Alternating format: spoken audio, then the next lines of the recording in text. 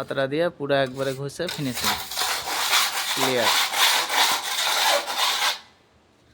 এটা করলে কি হয় যে এই যে পালিশটা করছি, পালিশটা করার পর যে গ্যাপটা দেখায় এরকম ভাবে করলে মানে সেই গ্যাপটা আসবে না। গ্যাপটা আসবে না, যেরকম বালুর ছোট ছোট বালুর গ্যাপ থাকে একটা, ওই গ্যাপটা বন্ধ হয়ে যাবে পুরোটাই।